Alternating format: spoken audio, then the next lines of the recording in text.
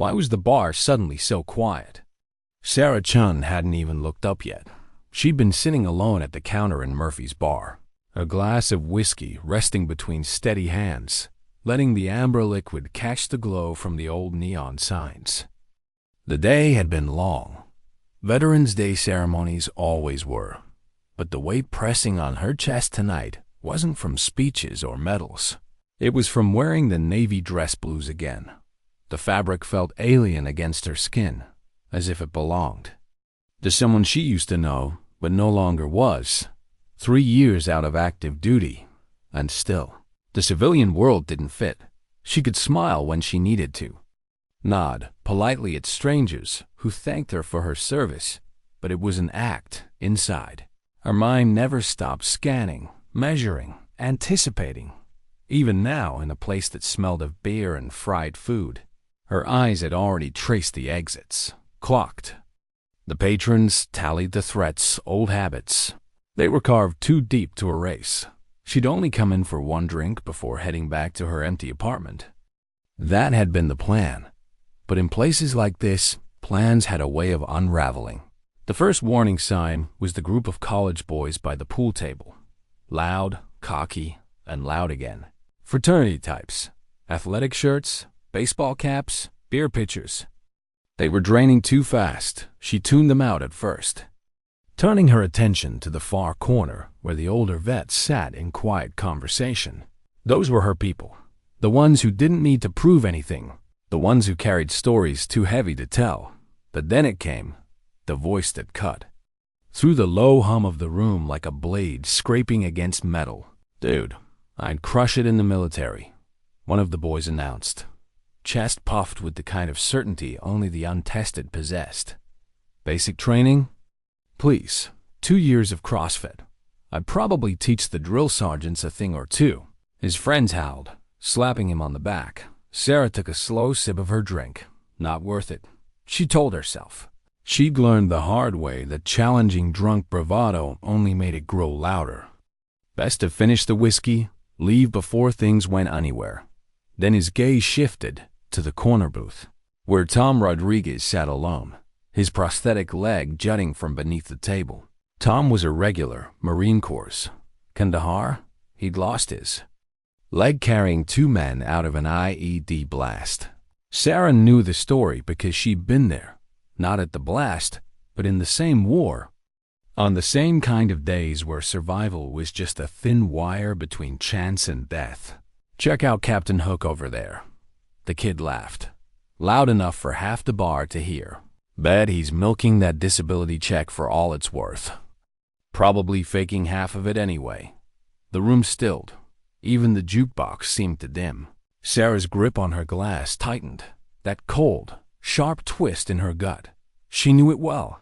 It was the same one that came in the seconds before an ambush.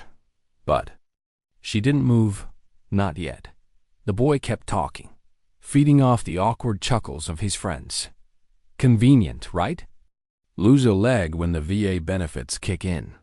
Fake cripples are everywhere now. Playing the hero card for sympathy. Tom didn't look up, didn't defend himself. But Sarah could see the way his shoulders pulled tight, the way his hands squeezed. The beer bottle just enough to whiten the knuckles. That was enough. Sarah stood. The scrape of her chair across the wooden floor made every head turn. She walked across the room with the same upright posture she'd had in formation. The dress. Blues pristine, her eyes locked on the target. "That man," she said, voice sharp enough to cut through the tension, "lost his leg in Kandahar carrying 2 wounded Marines to safety. He could have left them and saved himself. He didn't, so show some respect." The boy's eyes raked over her uniform. Duh. Ribbons, the insignia, but his smirk lingered, a stubborn mask of bravado. "Oh, great," he sneered, though his tone carried less weight now. "Another fake soldier.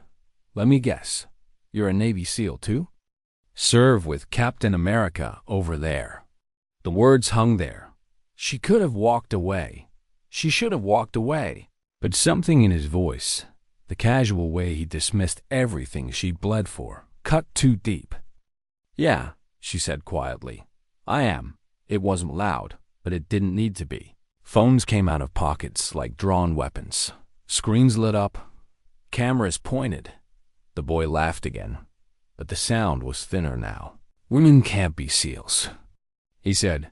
You're just another stolen valor case. Call the cops, someone shouted.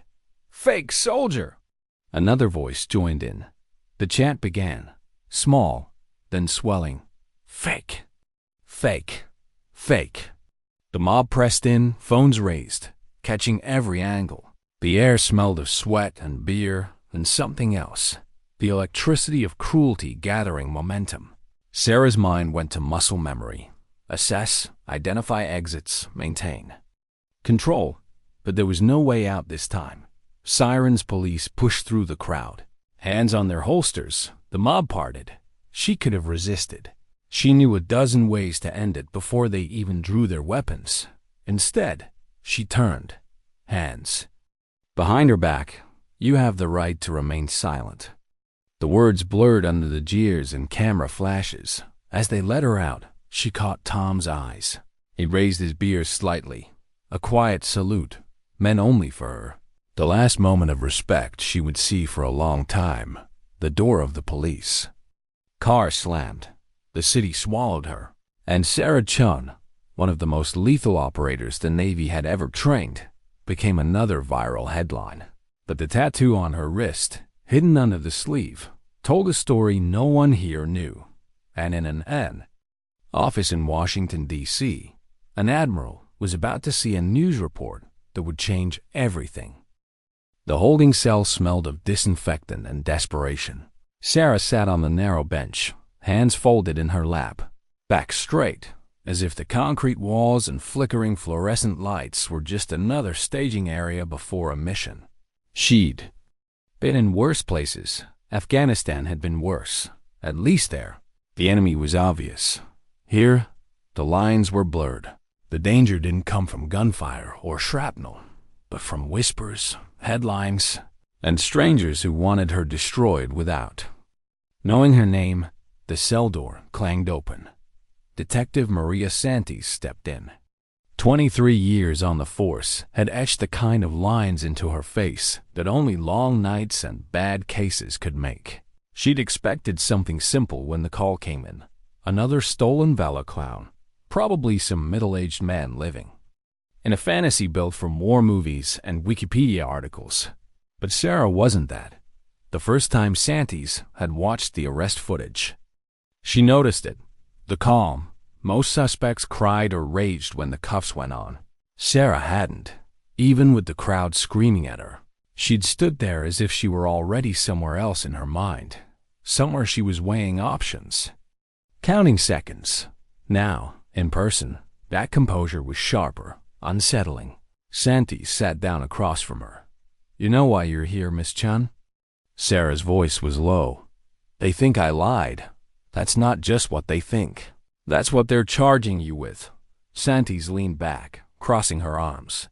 So why don't you start by telling me about your service? Which branch? Which years?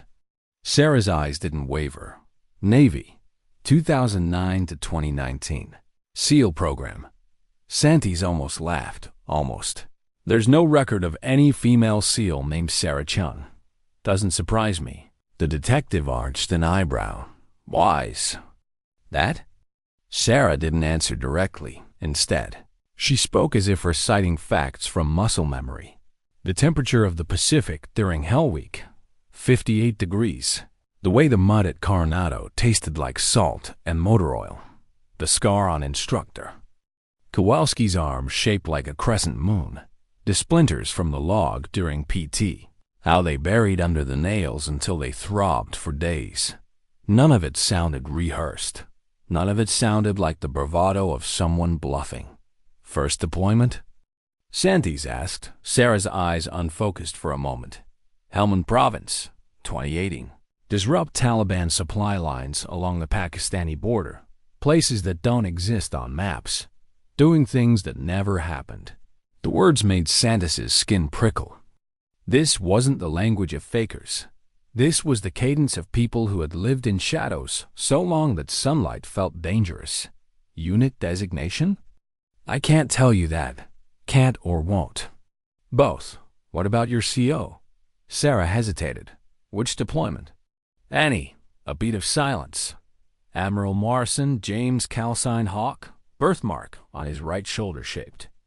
Like Texas, coffee black, 2 sugars. Lost his wedding ring in Syria, still has the tam line. Too specific, too personal. Santis knew she'd stumbled into something that didn't belong in her jurisdiction. When she tried to verify, the walls came down fast. Every number routed to another office. Every call ended with a polite but firm, outside normal channels. One voice on the other end was almost too polite, too careful, as if reading from a script, and then, click, deadline. Meanwhile, outside, the firestorm had grown. #FakeCAL was trending worldwide. Sarah's mugshot was everywhere. Strangers dissected her uniform, her hair, her ribbons. Her parents' restaurant was targeted. Protesters with signs stood outside their home. Her father, a Vietnam veteran, closed the doors after death threats. Her job was gone. Fired over email, Santis came back for a second interview. But this time, her tone had shifted. She'd spent the night diving into the kind of classified program. Rumors most cops only heard about in war stories from old drinking buddies. What can you tell me about Operation Silent Current? For the first time since the arrest, Sarah's mask cracked. It was slight, a tightening of the eyes, a change in her breathing, but Santis caught it. I don't know what you're talking about. Joint Task Force Syria, 2019. Ring any bells? Sarah's hands, still until now, trembled once. I want to believe you, Santis said quietly. But if I'm right, someone with a lot of power wants you erased. The question is why? Before Sarah could answer, Santis's phone buzzed. She read the message twice before looking up. A Pentagon official is flying in from Washington. Someone with clearance I've never even heard of. Sarah's eyes narrowed. Who? Santis shook her head. Didn't say.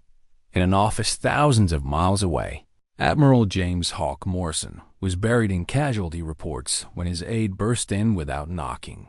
Jessica Park's uniform was slightly disheveled. For her, that was an emergency in itself. She clutched the tablet like it held launch codes. Sir, you need to see this. Morrison had been in the Navy 32 years, commanded ships in 3 conflicts, approved missions no one would ever read about. He thought nothing could surprise him anymore. Then he saw the video. Sarah, older now, her face harder, standing in dress blues as the crowd jeered. Cameras flashing, the word fake echoing like small arms fire. His coffee mug slipped from his hand and shattered. Ghost. That was what she'd been in 2019, the operator who'd single-handedly extracted his son's unit from a Taliban ambush, who'd carried 2 wounded Marines across 3 miles of hostile terrain while bleeding from shrapnel, who'd looked him in the eye afterward and said, "Just doing my job, sir," like she'd just delivered a package instead of performing. A miracle. Now she was being torn apart in public. "Get me a plane," Morrison said. "Sir, your schedule. Cancel everything. Get Admiral Torres on a secure line. Tell her it's about Ghost." Park's eyes widened. In 2 years as his aide, she had never heard his voice like that. Brittle and cold at the same time. 3 hours later, Morrison was on the ground in Sarah's city. The courthouse steps were a wall of news vans, protesters, and spectators who thought they were about to watch a fraud get what she deserved. Inside, Morrison found Santis in the hallway. She looked like she hadn't slept in days. "You've been trying to verify her record?" Santis nodded, and running into walls I'd never seen before. "That's because she's one of ours," Morrison said. "And she's in trouble because of the work she did for this country." Before Santis could speak, the noise from the courtroom drew their attention. Sarah was being brought in. Orange jumpsuit, hands cuffed, head high. Morrison's eyes froze on her neck. The scar, shaped like a crescent moon, exactly where shrapnel had torn into her in Syria. He'd held the flashlight as the medic worked, watched her bite down on a leather strap instead of taking morphine. He pushed forward until he stood next to the prosecutor. "That scar," Morrison said in a low voice. "I put the stitches in myself, Syria, mortar falling around us. She took that hit saving 12 Americans. One of them was my son." The prosecutor's face paled. "If you don't drop these charges right now," Morrison said, "I'll declassify enough to end your career before lunch." The courtroom buzzed, and for the first time since the night in Murphy's bar, Sarah's eyes softened, just slightly, when she saw him. Why did the entire courtroom go still when the Admiral walked in? Sarah noticed it instantly. The way the air shifted, the shuffle of papers halted, even the clicking of the reporter's camera slowed. Admiral James Hawk Morrison wasn't the kind of man who blended in anywhere, but here, in a county courthouse packed with civilians and local press, he looked like he'd been dropped in from a different world. Dress whites immaculate, rows of ribbons glinting in the fluorescent light. The weight of decades of command radiating off him. Sarah didn't move, didn't let the flicker of recognition cross her face. But inside, something knotted tighter. She hadn't seen Morrison in 3 years, not since the debriefing room in Virginia, where he'd shaken her hand and told her she could finally go home. Only now, home felt like a foreign country. The bailiff called for order, but the crowd didn't quite settle. They could feel something was happening, something bigger than the simple stolen valor case they'd come to watch. From the defense table, Sarah kept her eyes forward. She'd learned a long time ago that sometimes silence was its own form of armor.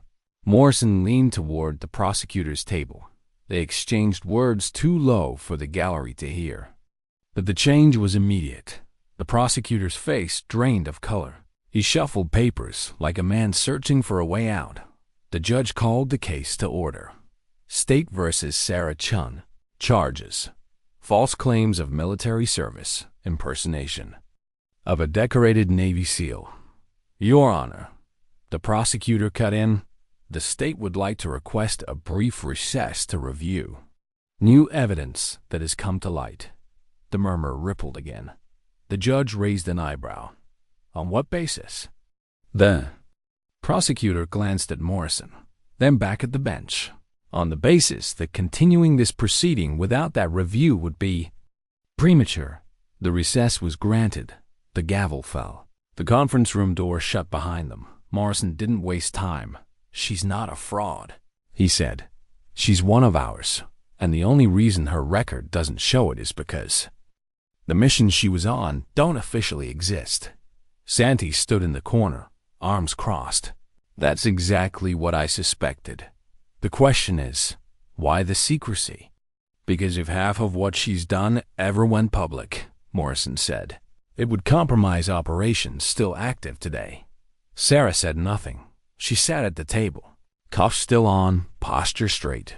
If she'd learned anything over the years, it was how to survive being underestimated. The prosecutor cleared his throat. "Admiral, even if that's true, I can't just dismiss." "You can," Morrison interrupted. "And you will?" The room went quiet. Morrison's voice dropped. "This woman saved 12 Americans in Syria, one of them my son. She carried 2 wounded Marines on her back through 3 miles of hostile territory, took shrapnel to the neck, refused medical evacuation until the last man was safe. I saw it with my own eyes." The prosecutor stared at Sarah like he was seeing her for the first time. "I'll make this simple," Morrison said. "Either these charges go away now, or I start making phone calls that will put every classified opera she's ever been on in tomorrow's headlines. Your choice."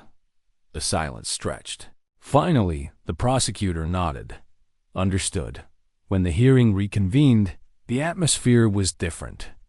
The same reporters who'd been leaning forward in anticipation of a conviction now sensed the narrative shifting under their feet.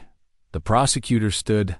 "Your Honor, the state is prepared to withdraw all charges." A gasp moved through the gallery. The judge glanced at Morrison. "Admiral, is there something you'd like to say for the record?" Morrison stepped forward. "Yes, Your Honor. With the court's permission, I'd like to testify." Permission was granted. The court stenographer's fingers hovered over the keys. He began slowly, each word measured. "I can't reveal the full details of the operations Miss Chun was involved in. That information is classified beyond this court's jurisdiction. But I can tell you this. In my 32 years of service, I've met very few operators who could do what she's done and survive." He looked towards Sarah, then back at the judge. In 2019, a joint task force was compromised behind enemy lines in Syria. The situation was considered hopeless. Every assessment said they wouldn't make it out alive. Miss Chun volunteered for a solo extraction. She made it to them on foot, under constant threat of discovery, and brought them all back. The reporters scribbled furiously, but Morrison wasn't giving them the kind of details that could ruin anyone. Just enough for them to understand they were in the presence of someone who'd lived in the shadows for the country they took for granted. She's been shot, stabbed, and blown up in service to this nation. She's prevented attacks that would have killed thousands. She's done all of it without recognition, without asking for anything in return. The gallery was silent. Morrison's voice softened. "The only thing fake about Sarah Chun is the ordinary life she's had to pretend to live since leaving the service." Sarah felt the weight of the words. They weren't flattery. They were truth. The kind of truth that both honored and trapped you. Outside, the news was already breaking. The hashtags were shifting. The same accounts that had called her a fraud were now posting clips of Morrison's testimony. Threads titled, "We owe her an apology." But inside, Sarah knew public opinion was fickle. This wasn't vindication. Not yet. The judge dismissed the charges. The gavel came down, and just like that, she was free to walk out the same doors she'd come through in cuffs. The crowd outside was different now. Some cheered, some saluted. A few reached out to shake her hand. Brandon, the college kid from Murphy's, was there too. He stepped forward, eyes wet, words fumbling. "Ma'am, Sarah stopped him with a look. "Don't apologize to me, apologize to Tom Rodriguez. To every veteran you've dismissed. To the families of the people who died so you could live like this." He swallowed hard and nodded. She walked past him without looking back. At the bottom of the courthouse steps, Morrison caught up to her. "The president wants to meet you," he said. "Full honors, public recognition, the works." "I didn't do it for recognition," Sarah said. "I know," Morrison replied. "That's why you deserve it." For the first time that day, she almost smiled. Almost. But she knew this wasn't the end. Recognition was one thing. Learning how to be human again, that was another mission entirely. How do you prepare for a war when the battlefield is a courtroom? Sarah sat in a small conference room on the 14th floor of a government building whose name wasn't on any public directory. The blinds were drawn. A single folder sat in front of her. She hadn't opened it. Across from her, Morrison and her lawyer, David Chun, a former JAG officer, spoke in low voices about clearance levels and non-disclosure waivers. Every so often, they looked at her, as if expecting her to react. She didn't. It had been 3 weeks since the charges were dropped. 3 weeks since she'd walked out of the courthouse to a crowd that had gone from jeers to cheers in less than an hour. But the whiplash of public opinion wasn't what kept her awake. It was the knowledge that the fight wasn't over. Morrison had warned her. The Pentagon isn't comfortable with what happened. Too much noise. Too many eyes. They'll either bury it or use it. Apparently, they'd chosen the latter. The public hearing had been pitched as vindication, an official opportunity to clear her name while revealing just enough of her service record to satisfy the media without compromising classified operations. But Sarah knew better. This was a performance, a carefully staged operation in its own right. The goal wasn't just to restore her honor. It was to control the narrative, Chun slid a paper toward her. This is the declassification agreement. It lets them release select fragments of your record. Nothing operational, no names, no locations, no dates that could be linked to active missions. Sarah glanced at it, then pushed it back without touching it. And if I don't sign? Then they'll keep your record sealed, Chen said, and the public will be left with whatever version of the story they want to believe. Morrison leaned forward. Ghost, this isn't about politics. This is about putting enough truth out there so that no one can touch you again. You sign this, and the next time someone runs their mouth in a bar, you won't be the one in cuffs. She didn't answer immediately. The last time she'd agreed to something for her protection. It had been an extraction order that left her teammates behind. She'd never forgiven herself for following it. Finally, she picked up the pen and signed. The next weeks were a blur of briefings. Men and women in suits who didn't wear uniforms but carried more power than most generals. Security officers with faces that didn't change when they spoke about asset protection protocols. PR specialists explaining how to phrase her answers in the most impactful way without stepping over classification lines. Don't say Taliban. Say enemy combatants. Don't mention specific weapon systems. Don't reference foreign intelligence partners. At night, she went home to her apartment. The protesters were gone, but the quiet felt heavier. Now, the medal Morrison had given her after Syria, unofficial, unrecorded, sat in a desk drawer. She never took it out. She'd started running again, but only at night, when the streets were empty. It was the closest thing to moving undercover she could find in civilian life. The morning of the hearing. The courthouse was unrecognizable. Armed military police manned the entrances. The gallery was standing room only. Veterans in uniform sat shoulder to shoulder with reporters, politicians, and civilians who'd lined up before sunrise. Judge Patricia Hawkins presided, a former Marine who'd served 2 tours in Iraq. Her reputation was that of a woman who had no patience for theatrics. The first part of the hearing was dry. Procedural statements, reading of the charges. That had been dismissed, but then the clerk called Admiral Morrison to the stand. Sarah watched him walk up, his posture the same as it had been on deployment, controlled, deliberate. Admiral, Judge Hawkins said, you've indicated. You have information relevant to this hearing? Yes, Your Honor, Morrison said, and with the court's permission, I have been authorized to declassify select elements of Miss Chun's service record. The murmurs started. Reporters leaned forward. Pens hovered over notepads. Morrison's voice was steady, but Sarah could hear the weight behind each word. In the summer of 2019, during an operation in Syria, a joint task force unit was compromised behind enemy lines. 12 American servicemen, including my son, were trapped. Extraction was deemed impossible. He didn't look at her when he said it, but she remembered the radio static that night, the sound of mortar falling in the distance, the taste of sand in her mouth as she crawled on her belly for the last 50 yards to their position.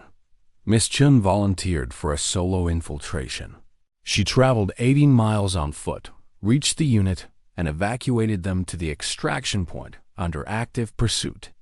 Morrison let the silence stretch before continuing.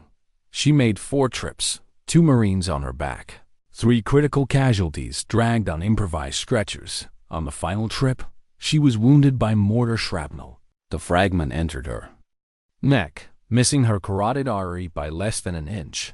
She refused medical evacuation until every last man was on the helicopter. The gallery was motionless. Sarah didn't flinch. She didn't need to hear the rest. The record of kills, the hostages she'd pulled out, the attacks she'd stopped. Those weren't her victories. They were just the sum of what had been required. But Morrison's voice softened then, and that was worse. She has more confirmed enemy eliminations than most platoons. She's bled for this country more times than we can count, and she has done all of it in the shadows, knowing that the world would never know her name. It was too much. Sarah dropped her gaze to the table. By the time Morrison stepped down, the mood in the room had shifted completely. Even the reporters seemed to have forgotten their angles. Caught instead by the gravity in the air, Judge Hawkins cleared her throat. "Miss Chun, you have the right to make a statement if you wish." Sarah shook her head. "No, Your Honor." Hawkins studied her for a long moment, then nodded. "Charges are dismissed. The record of this hearing will reflect the court's acknowledgement of Miss Chun's verified service to the United States Navy." The gavel came down outside. The sunlight felt harsher than she remembered. The crowd erupted. Cheers, applause, hands reaching for hers. Someone tried to drape an American flag over her shoulders, but she stepped aside. She didn't want symbols. She wanted air. Morrison joined her at the bottom of the steps. "You did good in there," he said. I said, "Nothing. Sometimes that's the hardest thing to do." She gave him a look. "What happens now?" "Now." Morrison's mouth tightened. "Now the world knows just enough to leave you alone. And maybe, just maybe, to thank you." Sarah didn't answer. She'd learned not to expect thanks. That night, she sat on her couch, the city lights filtering in through half-closed blinds. On the coffee table was the declassification folder they'd given her, a sanitized summary of a decade's worth of work. 12 deployments, 47 confirmed kills, 7 wounds in action, 2 Medal of Honor recommendations that would never see daylight, and underneath it all, the truth that still belonged only to her, the truth they could never declassify. When does vindication start to feel like another kind of mission? Sarah wasn't sure.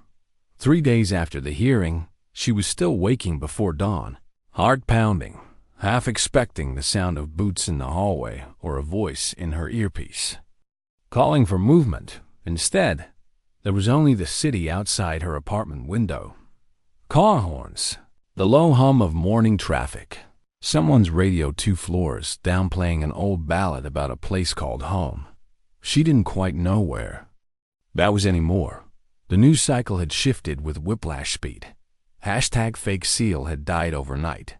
Now it was hashtag Ghost Chun, accompanied by grainy screenshots from the courthouse and clips of Admiral Morrison's testimony. News anchors who'd been skeptical 2 weeks earlier were suddenly speaking in reverent tones. One network aired a slow-motion montage of her walking down the courthouse steps with Morrison at her side, set to orchestral music. Another ran a segment called The Seal they couldn't name. It should have felt like justice. It didn't, because every compliment, every public defense, came from the same voices that had once called her a liar. They weren't apologizing to her. They were cleansing their own guilt. She tried to keep her head down. The Pentagon had given her a media liaison, a former press officer named Carolyn, whose job was to shepherd her through the requests pouring in. Morning America wanted her on their couch. A streaming service wanted a documentary. A publisher wanted a memoir with your own words, but our ghostwriter. Sarah said no to all of them. "I'm not interested in telling war stories," she told Carolyn. "That's not how they see it," Carolyn replied. "They see it as you finally getting the credit you deserve." Sarah didn't bother explaining. That credit wasn't the point.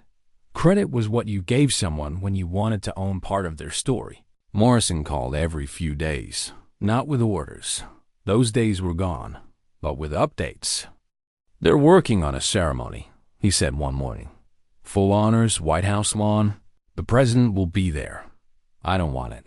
"You didn't want extraction that night in Syria either," Morrison said. "But you got it anyway." Silence stretched between them. They both knew this wasn't about what she wanted. It was about what the country wanted, or rather, what it needed to see. A week later, Morrison was standing in her living room.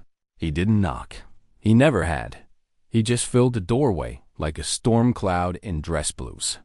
"They're not asking anymore," he said. "It's set for next month." Sarah stood at the counter, coffee cooling in her hand. "You think this makes it right?" "No," he said. "Nothing makes it right, but it makes it known. And that's something." The days blurred into a strange rhythm: night runs, careful grocery trips with a ball cap pulled low, avoiding bars altogether. She started getting letters. Some came from strangers, others from people who'd served in units she'd never met, but who somehow recognized pieces of her in themselves. One was from a Marine sniper in his 60s. "I don't know your missions, and I don't need to, but I know the way you stood in that courtroom. I've been trying to stand like that for 40 years. Another came from the widow of a Navy medic. "My husband died in 2014. They said his mission details were classified. After hearing about you, I think maybe he was with someone like you. Thank you for bringing him home, whoever you are." She kept them in a shoebox under her bed. She never wrote back when the day came. It was as unreal as she'd expected. The South Lawn was a sea of uniforms, press badges, and polished shoes. She wore her dress blues for the first time since Murphy's Bar. The ribbons aligned exactly as regulation dictated. Morrison stood beside her. "You ready?" he asked. "No." "Good. That means you won't believe your own legend." The band started playing. The president stepped forward, flanked by military aides, carrying the case with the medal. Cameras clicked like distant gunfire. The citation was short, necessarily vague. "For extraordinary service to the United States of America in operations that cannot be fully disclosed." The ribbon felt heavy as the medal settled against her collarbone. Applause broke over her like a wave, but she kept her eyes on the far edge of the crowd, where a small group of veterans stood in their own corner. Tom Rodriguez was there, leaning on his prosthetic, giving her the same quiet salute he had in the bar before they took her away. That was the only applause that mattered. Reporters swarmed afterward. "What's next for you? How does it feel to be vindicated? Will you write a book?" She answered politely, but only in fragments. The truth was still hers by evening. She was back in her apartment. The medal sat on the coffee table. The room was quiet, except for the hum of the fridge. Her phone buzzed. A text from Morrison. "Proud of you, Ghost. Welcome home." She stared at the words for a long time before replying, still finding it. But that night, for the first time in years, she slept without waking in the dark. The city kept moving outside. Life went on for millions of people who would never know her name, and that was fine, because the point had never been for them to know her. It had been to do the job, to finish it, and now, maybe, to start a different kind of mission. One where she learned how to live with both halves of herself, Ghost, and Sarah. When the flags are folded and the cameras are gone, what's left? Sarah had been asking herself it for weeks. The White House ceremony was already fading into the rear view of the national news cycle. Another headline had taken its place. Another crisis, another war. The country had moved on, but for her, nothing had really moved at all. The medal sat in its velvet case on a shelf she rarely looked at. People assumed it must have been the proudest moment of her life. They didn't understand that medals were for the living, but the stories behind them were filled with the dead. She tried routines, mornings at the track, afternoons working with a veterans outreach group Morrison had connected her to, evenings quiet, reading or cooking for one. It should have been simple. It wasn't. Because the outreach group reminded her of Murphy's Bar. Men and women with the same 1,000-yard stare, wearing civilian clothes but moving like they were still checking sectors. They wanted to talk. She didn't. She could sit in a room full of veterans and still feel like a ghost among them. They'd served. They'd bled, but they hadn't done what she'd done. They hadn't lived under layers of lies so deep that even their own families couldn't know their names in. The official reports, one afternoon. She was packing up at the outreach office when a voice stopped her. "You don't remember me, do you?" She turned. The man was tall, mid-30s, a scar running from his left temple to his jawline. He was leaning on a cane. His weight shifted awkwardly. "Second platoon, silent current," he said. Her breath caught before she could stop it. "You were." She searched his face, pulling at the memory. Staff Sergeant Holt. He nodded. You pulled me out after the blast. I didn't know if you made it. I did, she said simply. He gave a faint smile. So I see. They didn't hug. They didn't need to. Just a look passed between them. The kind you only share with someone who's seen the same hell. You still running missions? He asked. No. Good, he said. But his eyes betrayed him. The missions don't end. Ghost. They just get quieter. That night, she thought about what Holt had said. The missions don't end. She knew he was right. It wasn't about guns or targets anymore. It was about learning how to move through this other world. The one without orders. Without objectives. Without getting lost in it. One morning, she walked past Murphy's bar. She hadn't planned to. She'd taken a different street for months, avoiding it like a minefield. But today, she stopped outside. Through the glass, she could see Tom Rodriguez at his usual table. Nursing a beer, no protesters, no shouting, just the low murmur of a weekday afternoon. When she stepped inside, a few heads turned, but no one said anything. Tom looked up, saw her, and gave that same small salute. She slid into the booth across. From him, figured I'd see you again, he said. I wasn't sure. Lots changed since that night. Not really, she said. Just the noise around it. He studied her for a moment, then nodded. Still carrying it? Always. Tom tapped the side of his prosthetic. Me too. They didn't speak much after that. They didn't need to back at her apartment. There was a letter in the mailbox. No return address. Inside, a single sentence written in block. Capitals. You're not done. There was no signature. No explanation. Just those 3 words. She sat at her kitchen table, staring at it. In another life, she'd have taken it to her CO. Now, there was no CO. Only her. Was it a threat? A warning? Or a reminder?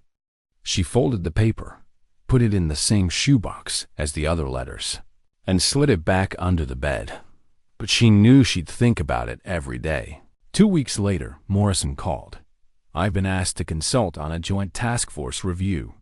Some of the people involved, they know you. I know, Admiral. I know, but you might want to hear this. Someone's been asking questions about Silent Current. Questions they shouldn't be able to ask. Sarah's grip tightened. On the phone. What kind of questions? The kind that end with people disappearing. She said nothing for a long moment. Send me the file, she said finally. That night she didn't sleep. She sat on the couch.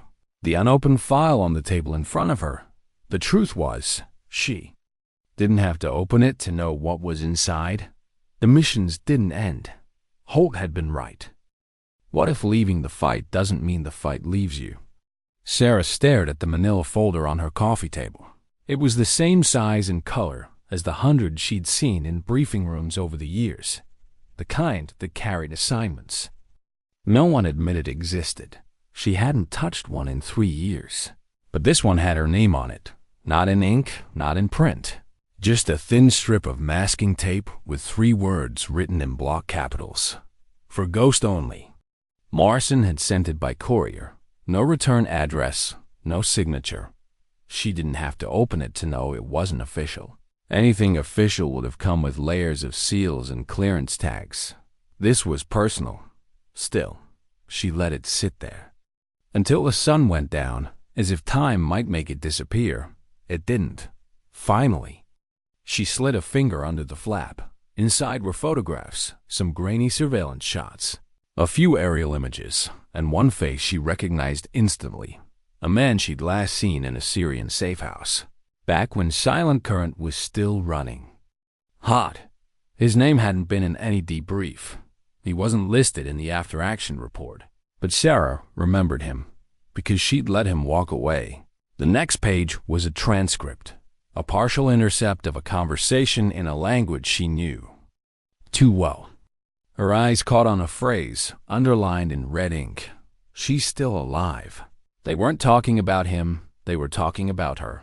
When Morrison called the next morning, she didn't waste time. Who else has seen this? Just you and me, and I'd like to keep it that way. Why send it to me at all? Because if they're asking about you, they're asking about the others. And I need someone who'll take that seriously. I told you, I'm out. Ghost. You can be out all you want, but if someone comes for you, you'll still bleed. That day, she went for a run, not the steady, measured pace she'd kept since leaving the Navy. This was different, hard, fast. The kind of run you do when you're chasing or being chased. She could feel it all coming back. The focus, the scanning, the way her mind broke the city into angles and escape routes. She hated how natural it still felt. That night, she pulled the shoebox from under her bed. The letter, "You're not done," sat on top of the others. She laid it next to the file Morrison had sent. They didn't match in handwriting or paper stock, but the message was the same. Someone wanted her back in the game. 3 days later, she walked into Murphy's bar. It was quiet. A Wednesday afternoon. Tom Rodriguez was there, of course, same corner table. He saw her and raised an eyebrow. "You look like someone about to do something stupid," he said. "Maybe," she admitted. "You still have contacts?" Tom's smile was humorless. "Always." She slid the surveillance photo across the table. "Find out where this was taken." Tom glanced at it, then at her. "You really want to open this door again?" "It's already open." The next 48 hours were a blur of calls, texts and favors being pulled in from people who didn't put anything in writing. By the third day, Tom had the answer. Port of Baltimore. 3 weeks ago. The guys. Still in the city. Sarah didn't ask how he knew. She just nodded. That night, she followed the man from the photo.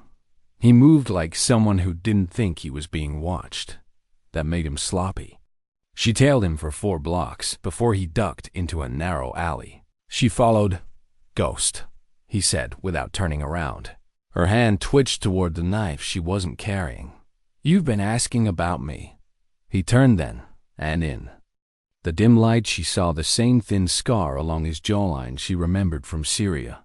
"They're coming," he said. "Who?" He shook his head. "Doesn't matter. What matters is they think Silent Current left something unfinished, and they think you're the one who can find it." The next hour was a tangle of half-answers and warnings. He didn't give names. But the picture was clear. Whatever Silent Current had been sent to destroy, it hadn't stayed destroyed, and now, pieces of it were surfacing again. By the time she left the alley, she knew 2 things. Someone out there wanted her alive. Now, someone else didn't. She called Morrison at midnight. "If this is a test, I'm not playing." "It's not a test," he said. "It's cleanup." "Then send someone else." "I would, if I had anyone else who's still breathing." Silence hung between them. "Finally," she said, "where do I start?" The next morning, she packed a small bag. She didn't know much gear anymore, but the essentials were muscle memory. Boots, gloves, a jacket with deep pockets. She left the metal in its case. She didn't tell Carolyn, her so-called media liaison. She didn't tell the outreach group. She didn't even tell Tom where she was going, if she was right. This wouldn't end in the kind of place you brought friends. When she boarded the train out of the city, she sat by the window, watching the skyline fall away for the first time. In 3 years, she wasn't thinking about civilian life or public opinion. She was thinking about the mission. The problem was, missions had beginnings and endings. This one felt like it might have neither. How do you finish a mission that was never meant to end? The train cut through the cold morning. The windows rattling in their frames. Sarah sat still, her duffel between her boots, eyes fixed on her reflection in the glass. The face staring back was older than she remembered, not in years, in miles. Morrison had given her nothing but coordinates and a phrase. Trust no one until you can't afford not to. She'd lived by that rule once. Now, she was about to live by it again. The location was a decommissioned naval warehouse on the edge of a Rust Belt town that looked like it had been forgotten sometime in the mid-90s. The air smelled of oil and river water. Freight containers lined the lot like silent sentries. Inside, the light was thin and cold, and in the middle of the floor, on a folding table that looked absurdly out of place, was a single hard drive case. She knew before she touched it what it was. The last silent Carnop had been about intercepting technology before it could reach hostile hands. Black market encryption prototypes capable of ghosting entire networks. She'd been told the target was destroyed. It hadn't been. She wasn't alone. The man from Baltimore stepped out of the shadows, no weapon in sight. But his posture told her he didn't need one to be dangerous. "They know you're here," he said. "Then why are you?" "Because I'm tired of running from ghosts, here's mine." "All of them? You think handing this over clears you?" He gave a humorless smile. "Nothing clears us, but maybe it buys us time." A sound at the far end of the warehouse. Boots on concrete. Sarah didn't move, didn't reach for anything. She just listened. Two figures emerged from between the containers, both dressed in civilian jackets, but moving like operators. Their hands weren't empty. One of them called out, "Ghost, you're coming with us." Her voice was calm. "And if I don't?" "You will," the other said. "You've got something that doesn't belong to you." She glanced at the hard drive case. "Doesn't belong to anyone anymore." They started forward. In another life, this would have gone loud. But Sarah wasn't here for glory. She was here to end it. When they were close enough, she slid the case across the floor. It stopped at the leader's boots. "Take it," she said. "But understand this. If it surfaces again, I will find you."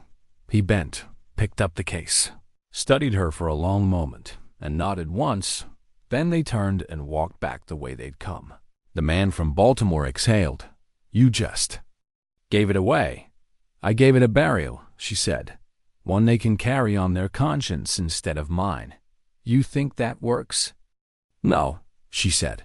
"But it's the only way I get to walk away without becoming them." By nightfall, she was gone.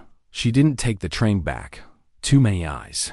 She hitched a ride with a trucker headed west, then another south. She'd learned long ago how to vanish without leaving a trail.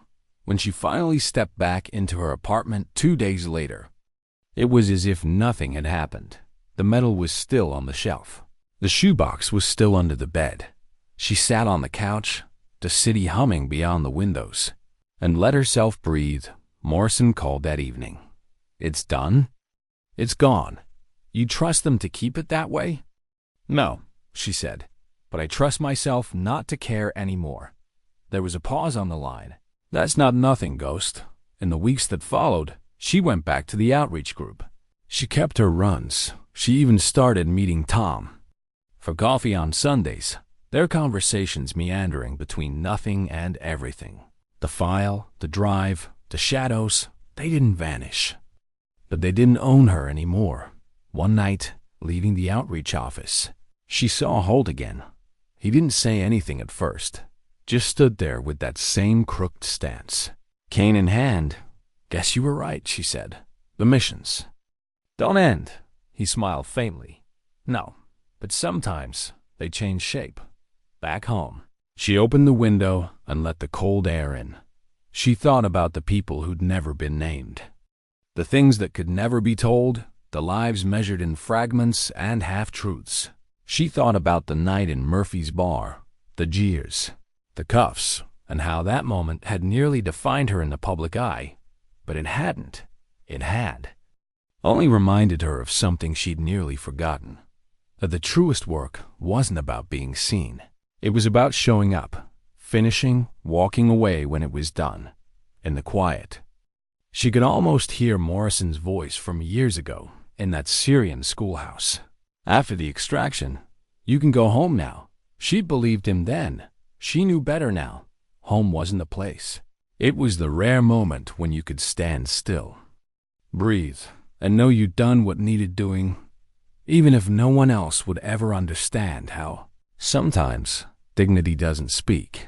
It simply acts, and that was enough.